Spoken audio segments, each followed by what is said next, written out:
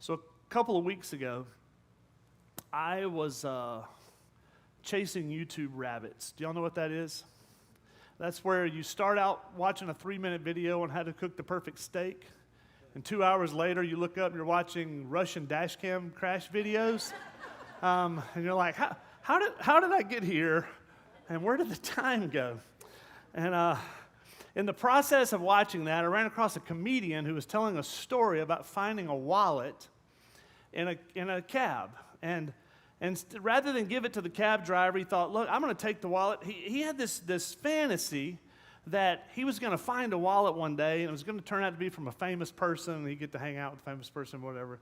He said, so I took the wallet. I went to my hotel room. He was in Washington, D.C., doing a comedy show. He said, I went to my hotel room. I opened the wallet up, and it had a grocery card, $2, and a junior college ID card with a photo. And that was it.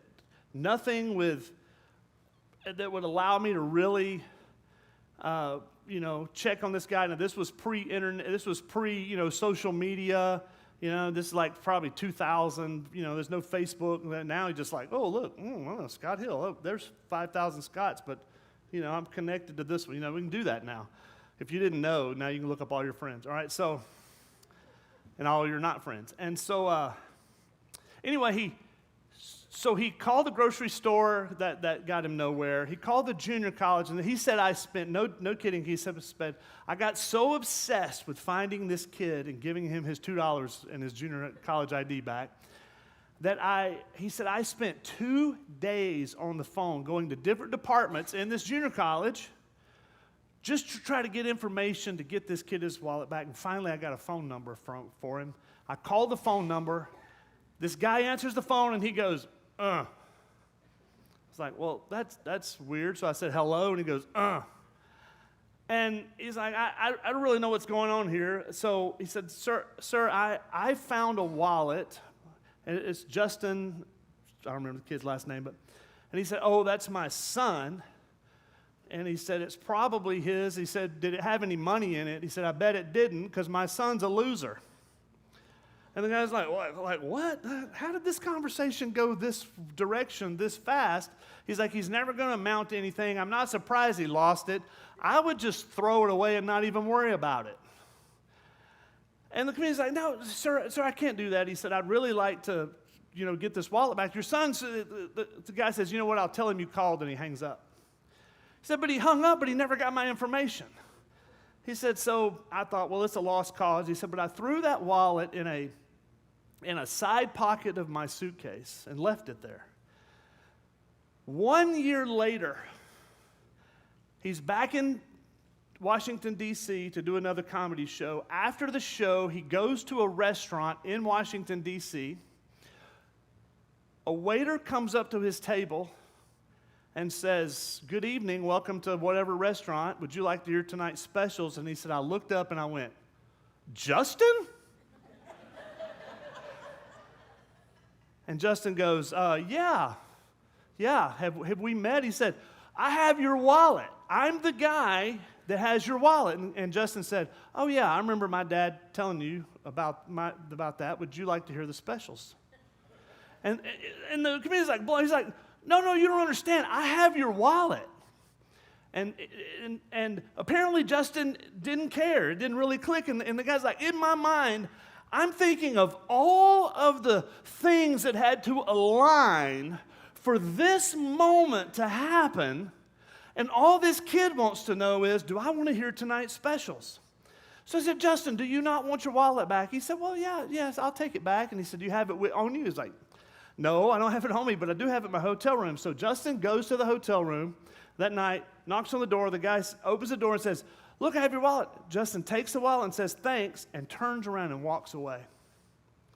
And the comedian he's like, I cannot fathom the attitude of this kid to not be able to grasp the moment of the miraculous moment of everything that had to take place for there to be no contact. And in a city like Washington, D.C., I sit at your table in your restaurant and you're my waiter, He said, so I shut the door, and I'm fuming. And I opened the door, and I just yelled down the hall, Justin, your dad was right. Close the door. I'm telling that story for a reason. When I started studying this passage a couple of weeks ago, almost every commentary I looked at made an effort to point out that God is not mentioned in chapter 37 of Genesis. And they're right. That's a fact. There's no mention of God in this chapter, and the exclusion's not an accident. Don't assume everything in the Scripture is there for a purpose, or what's left out is left out for a purpose. Now, don't start preaching on what's left out. That'll get you in trouble. But the commentators encourage readers to take the exclusion as instead of focusing on a direct reference to God, focus on the doctrine in the story, which is the doctrine of man and evil and those things. And they're not wrong. That's the doctrine of man's in here. There's some clear teachings about the doctrine of evil in this text. But I know the end of the story. And I had gone that route.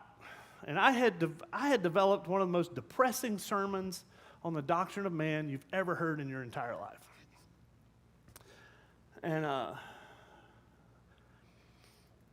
And then Friday afternoon, I'm struggling with a handful of verses in this text, trying to answer the question, why is verse 15, 16, and 17 in Genesis?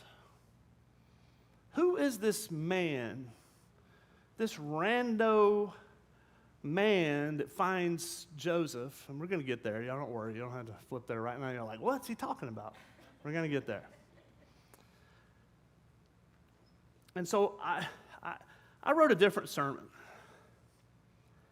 If this were a fairy tale, I would end this sermon talking about the moral of the dangers of envy. And there's some stuff to learn about envy in here, but this is not a fairy tale. This is a historic narrative of the life of Joseph and how God worked providentially in this family and with these people to ultimately bring salvation to the known world at the time.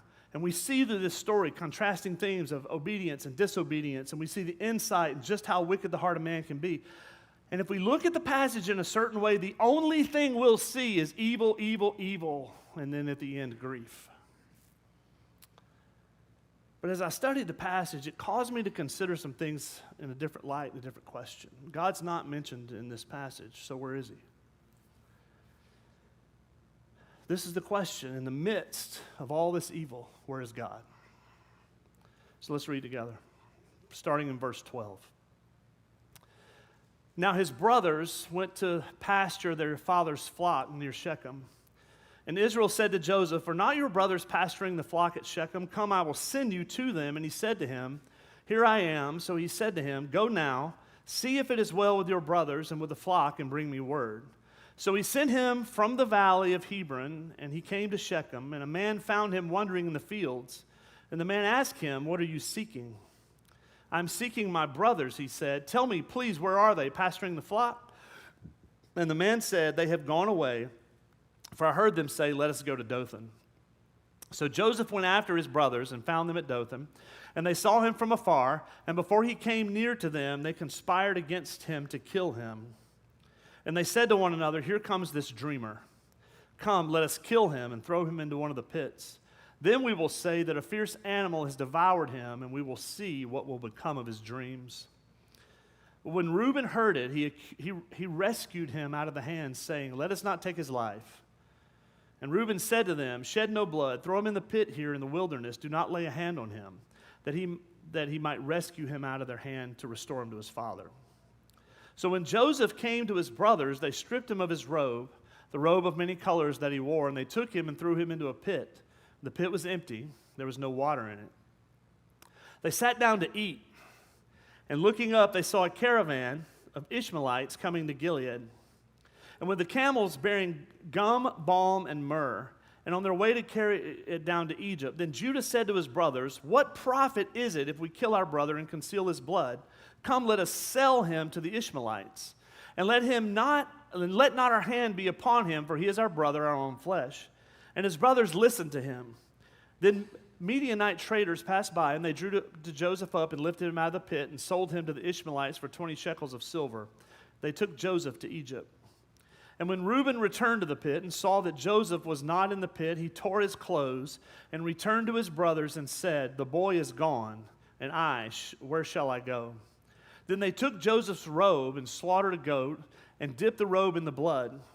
And they sent the robe of many colors and brought it to their father and said, "This we have found. Please identify whether it is your son's robe or not." And he identified it and said, "It is my son's robe. A fierce animal has devoured him." Joseph is without doubt torn to pieces. Then Jacob tore his garments and put sackcloth on his loins and mourned for his son many days.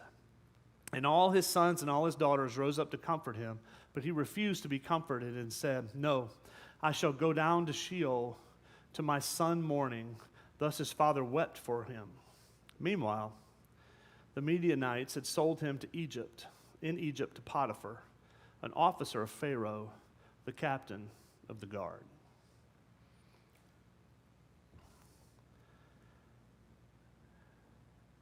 I want us to see God in this passage.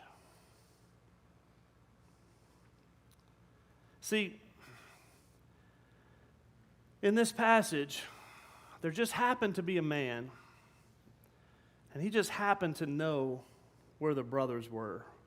When we get to this point in the story, a small amount of time has passed between Joseph's announcement of the dream that he will be Lord of these brothers, but not enough time has passed where it's still not a pretty touchy subject.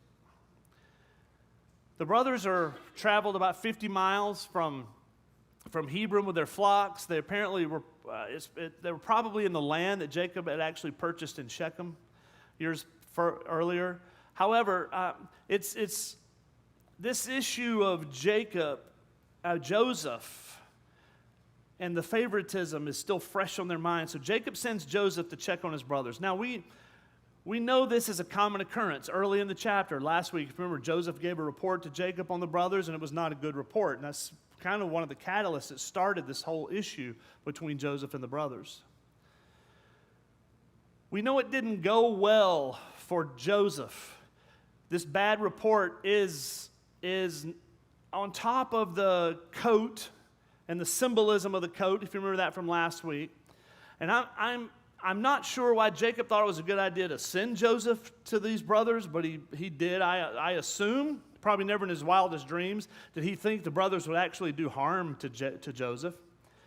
But these brothers hated Joseph. If you remember, they couldn't even bring themselves to say a kind word to him. That's how much they hate him. The tension's real. Joseph knows it's a problem. And we don't know if he felt like he was in any danger, but he definitely knew going to these brothers was going to be conflict. But no matter what the reason, no matter what the circumstance, the interesting thing here in this text is that Joseph obeyed. It never crossed his mind to question the father's instructions. The statement here in verse 13, "Here I am," is the statement of obedience. It's a very pointed statement of obedience. I am here to serve. So when Jacob calls Joseph and says, "I need you to go do this," Joseph says, "Just tell me what I need to do." It's reminiscent of what Brent read this morning in Isaiah 6, when in the vision of holiness of God, God says, "Who will go to Israel and call them to repentance?" And Isaiah says, "Here am I, send me." Joseph was obedient. It did not matter that his brothers hated him. Joseph was obedient. His attitude here was, "I'm here to serve the Father." So Joseph travels to Shechem, about 50 miles away. When he gets there, his brothers have left. And they've gone to Dothan. We don't know why they went to Dothan. They just happened to go where one of the great routes for the slave trade between Asia and Egypt took place. And Joseph's now lost. What now? What am I going to do? Where's the brothers? They aren't here. They didn't know it was coming. They didn't leave a note. It's not like they could text each other and say, hey, man, where'd you go? I mean, this is just not going to happen. They're not where they're supposed to be. Now what? So he wanders around the fields. Notice something key in verse 15. It does not say he saw a man and asked him a question. It says a man found him. Found him wandering aimlessly in the fields. A man who just happened to know the brothers and just happened to have overheard the brothers saying they were going to Dothan. It's great. It's worked out great for Joseph. And when we get to verse 18, we see a level of darkness that rivals pretty much any story on evil you're going to read in Scripture. Joseph heads towards Dothan, which is about 12 miles away from Shechem. The brothers they see him far off, and they recognize him. How did they know it was him? Well, he was wearing a multicolored billboard, of this coat of many colors, a billboard reminding them that he was the favorite of Jacob. Can you imagine? All right, the coat's already an issue, and he's far enough away where they recognize him and have time to plot to kill him.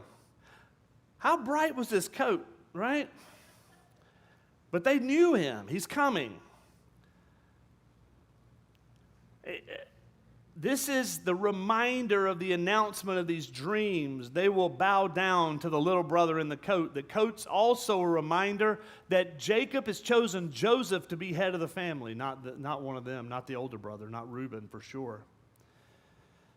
And they immediately as a group begin to plot to kill Joseph. Come, let us kill.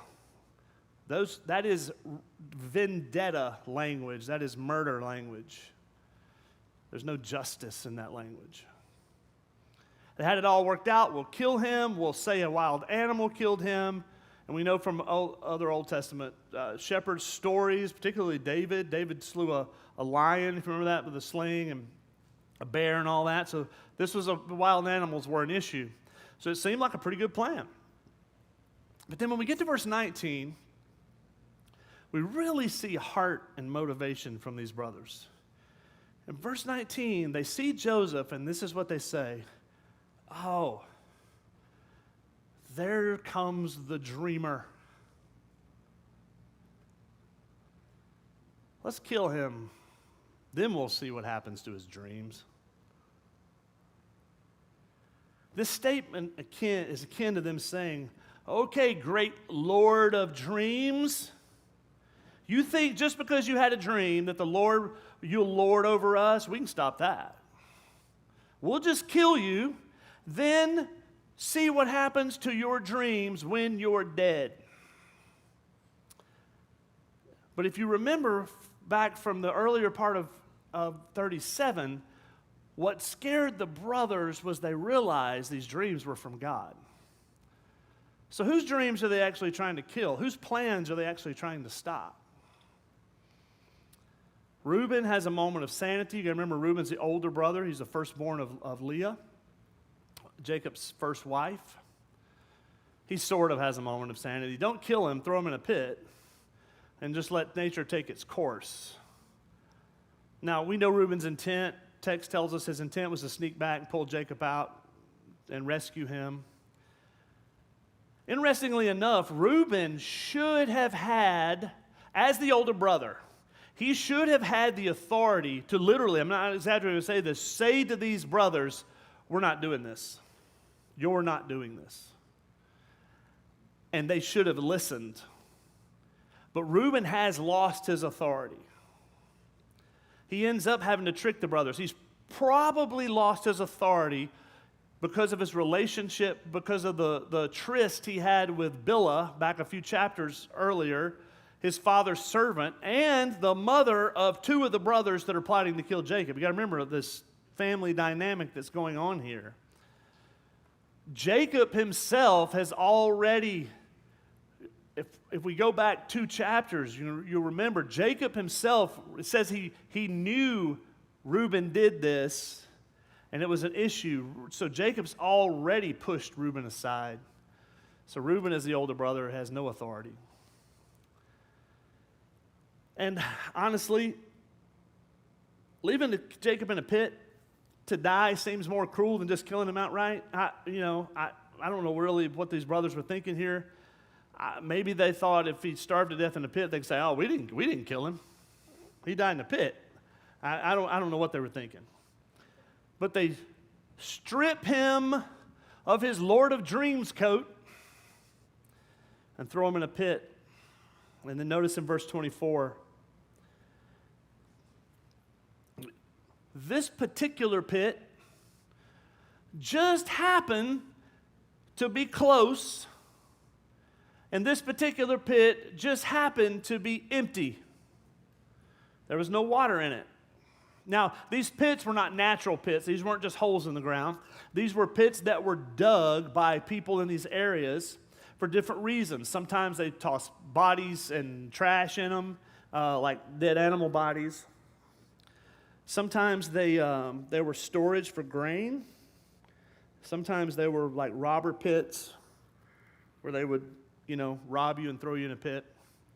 But they were large. They were probably 10 or 12 feet across and anywhere from 16 to 30 feet deep, depending on the purpose of the pit. Now, I don't know how they dug these pits back then. That seems mighty deep. I guess, small shovels and a lot of buckets. But this particular pit was a cistern intended to store water, so it would have been one of the deeper pits. Deep enough to where if it had water in it, Joseph would have probably drowned. But this particular pit just happened to be close, and it just happened to be empty. There's an old saying, man makes plans, and God laughs. And I think that's what was happening in this moment, Genesis 37. We're seeing that play out in these brothers' plans. And to let you know a little more about the evil nature of these brothers, the next thing they did after tossing their brother into a pit to die was they sit down and eat lunch. Apparently killing family really works up an appetite. The bizarre, the callous, cold-hearted nature of this just comes off the page, and it shows there was no remorse for their actions. But if you want to add a little bit to this moment, you don't have to turn there, but we learned something in chapter 42, verse 2, where you even get a broader understanding of how evil this event is. Because chapter 42 lets us know a little bit of backstory on this, that Joseph begged his brothers not to kill him, begged his brothers not to throw him in a pit to die, and the brothers didn't listen. Instead,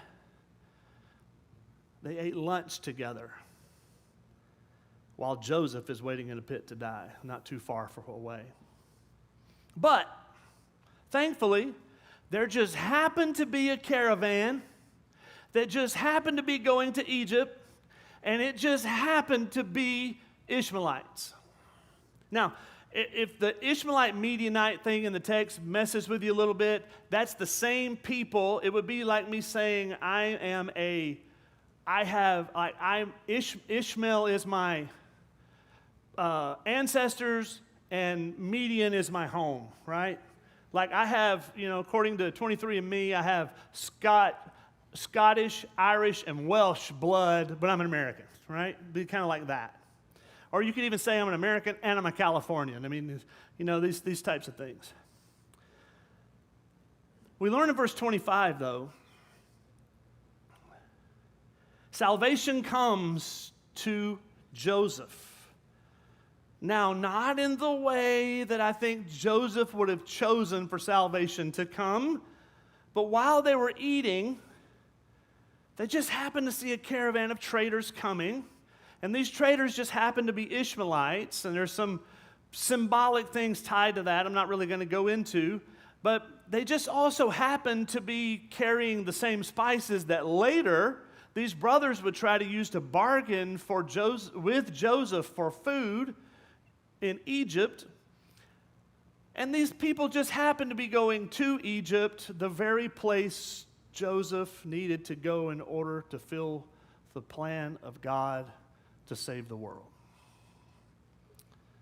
Man, what a coincidence.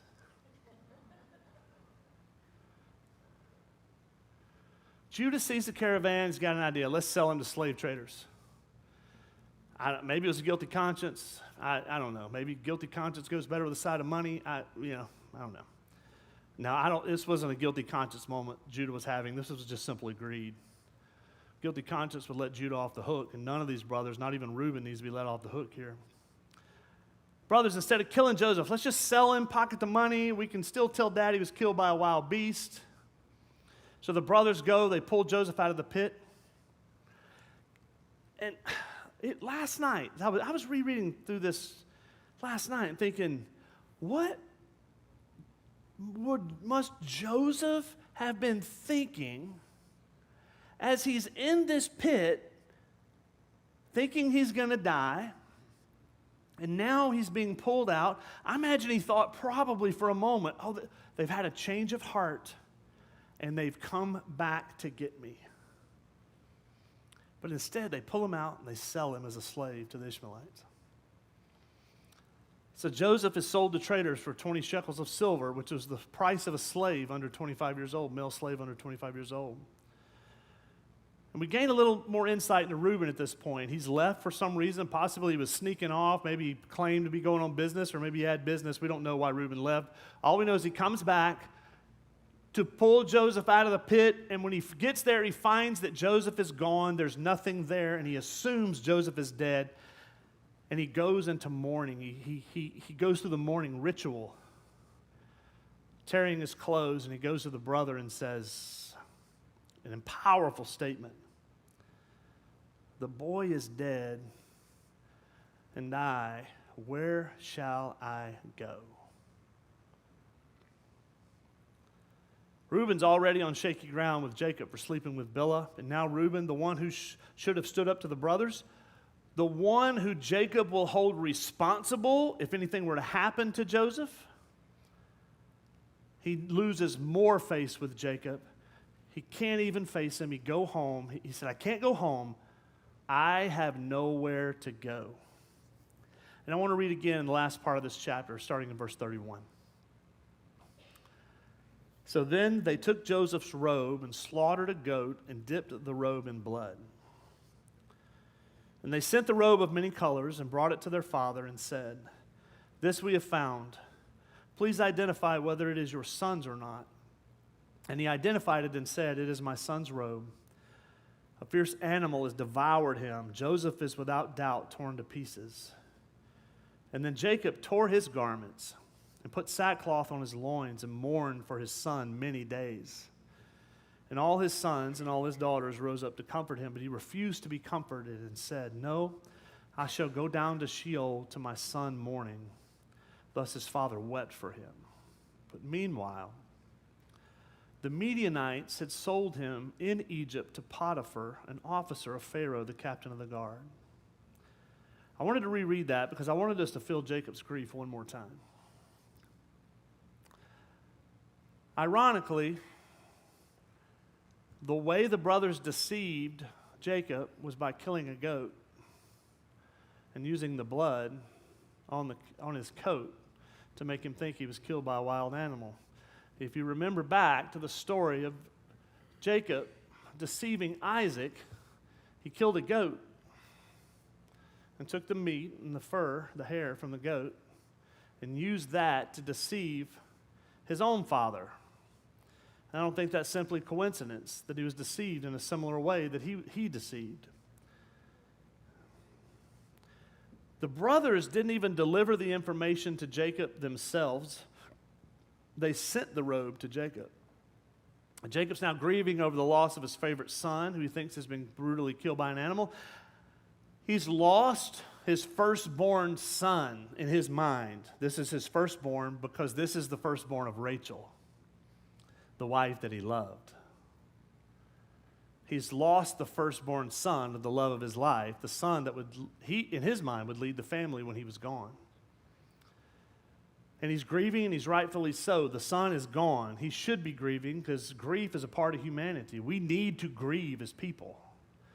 I see a lot of times, a little side note, I see a lot of times of people trying to avoid grief and death, and you don't need to avoid it. You need to embrace it. Grief is part of who we are as humans. Grief comes from loss because we live in a cursed world that comes with that curse, death and destruction. He should have been grieving because there was something Jacob could not see. Not because he wasn't looking, but because God had not revealed it to him. And it's found in the last verse, verse 36. Meanwhile,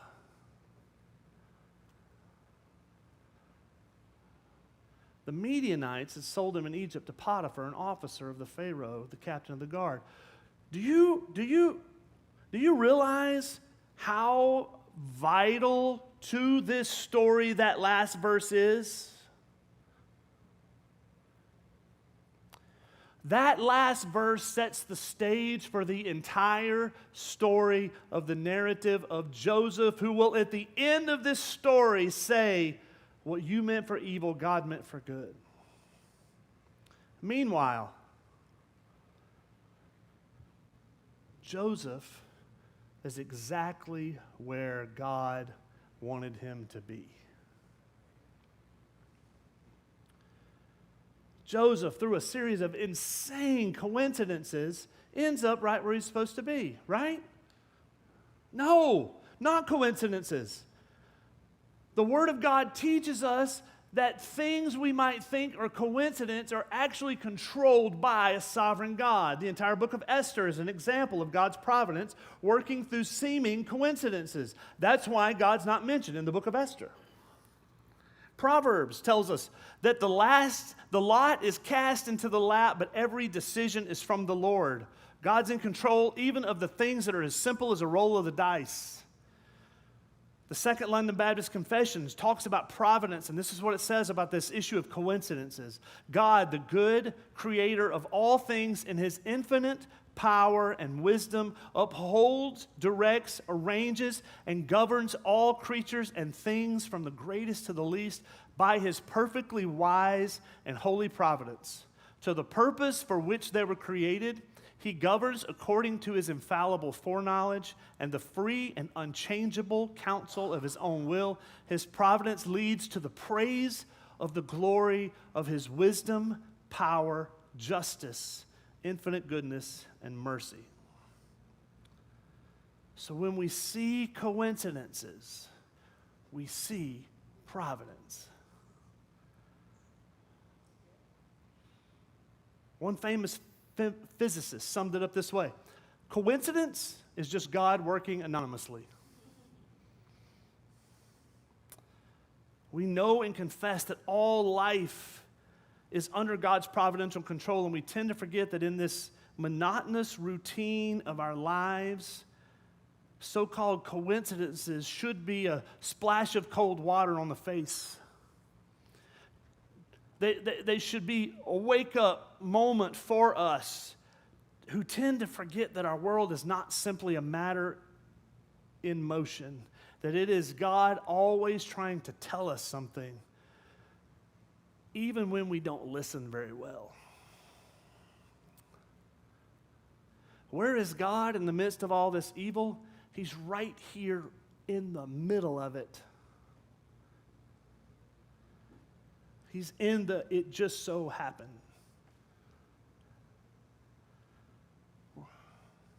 Where'd that man come from in verse 15? The one that found Joseph wandering, 17-year-old Joseph wandering in a field aimlessly. Was that like the angel that Jacob wrestled with? I don't know. Was it just a man God used? I don't know. God just happened to be there. Just happened to know where the brothers were. He just happened to have overheard them say where they were going.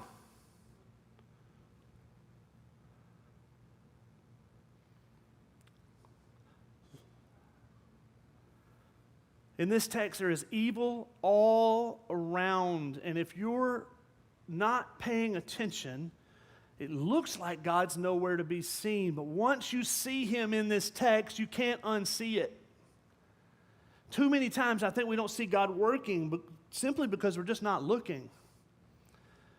Church, our only remedy to remain sane in our current culture is to become a people who stop looking at the temporary and start looking at the eternal, to become a spiritually minded people that see God working even when we're in the pit. God's at work. He's working all around us in the midst of all the evil around us. The world has always been crazy. The only new thing is that crazy is now on display. We gave the crazy uncle social media, and now all the crazy uncles are hanging out with each other. And they'll drag you into their crazy. You know how I know? Because I started watching a steak video and ended up watching Russian dash cam videos.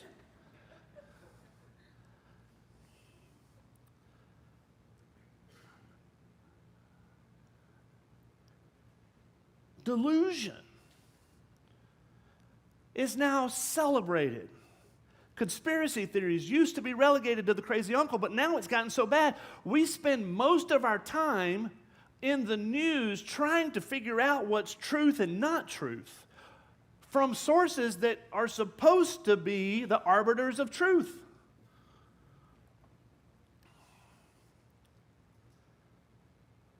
And then we come to find out sometimes the crazy uncle's right. And that doesn't help.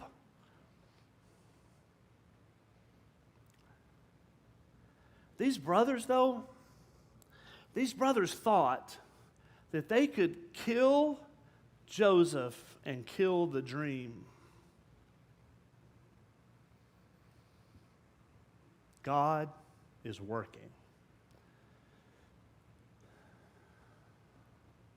There are people out there who probably have good motives but are still destroying the lives of our kids, particularly young girls right now. God's still working. I saw a pretty prominent senator this week get up and announce that we need to shut down and defund all crisis pregnancy centers in America. I'm like, what is wrong with y'all? God's working. Where's God in the midst of evil? He's right where he's always been. He hasn't gone anywhere. And we've got to become a people who look with wide eyes to see God working in the midst of evil all around us. And we've got to be a people who begin to just, this has to become a thing. Like a thing. There's a word I want to use and I can't think of it. I'll probably think of it on my way home. We need to start asking ourselves this question regularly. Where do I see God working in my life right now? If you're a follower of Christ, he's working, I promise. Ephesians 1:11 tells us, in him we have obtained an inheritance, having been predestined according to the purpose of him who works all things according to the counsel of his will. We've been predestined according to the purpose of him. Now, I know there's this purpose-driven, everybody's got a purpose in life, right? The purpose is according to the counsel of him who works things according to his will. So your purpose in life is the glory of God. Your purpose in life is his will. Guess what? If you're not a follower of Christ, God's still working. He cannot be stopped. You can't kill God's plan. Even in those moments like Jacob where all we can see is grief, God is still working. It would be 17 years before Jacob got to see the meanwhile in verse 36 of Genesis 37. 17 years. And if we're going to stand firm as Christians when culture assaults us and all around us things seem evil, we're going to have to learn to be a people who say, God put me in a pit to save me from a sword.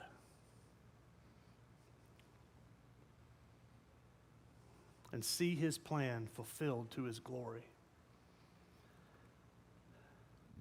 If I were a different person, less of a procrastinator, I would have planned ahead and been ready to do what I did last night. But honestly, like I say, I had a completely different sermon prepared up until yesterday morning.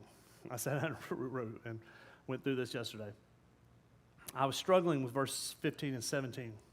Why is this random dude here? It's not a stranger. Who is this guy?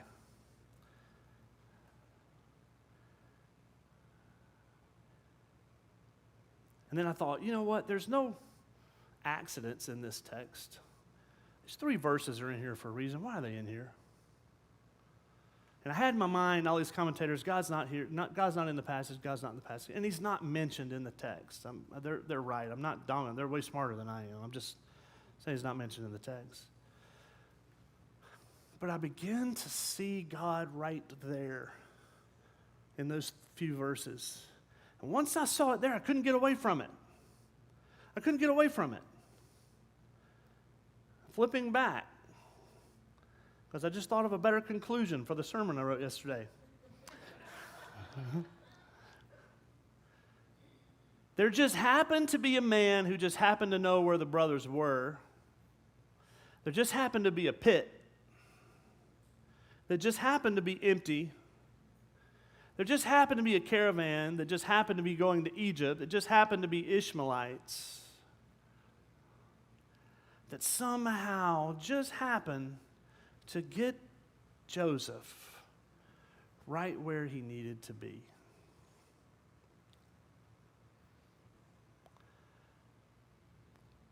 Could God have gotten Joseph to Potiphar a different way? Well, of course he could have. He just didn't. Why? I don't know, and this is the part we need to understand as believers. It doesn't matter. God didn't tell us that for a reason. My dad, I've heard him say it 1,000 times. Anytime we see God doing one thing, there's 1,000 things he's doing we don't see. And that's where faith comes in. That's where trust comes in. So what I did last night was I ordered some custom refrigerator magnets that simply say, where do I see God working in my life right now? Now, they say they'll be here by next Sunday. But I don't know how y'all shipping stuff's going. So I make no promises they'll be here when they get here. And I want you to take one and I want you to put it somewhere where you'll see it every day.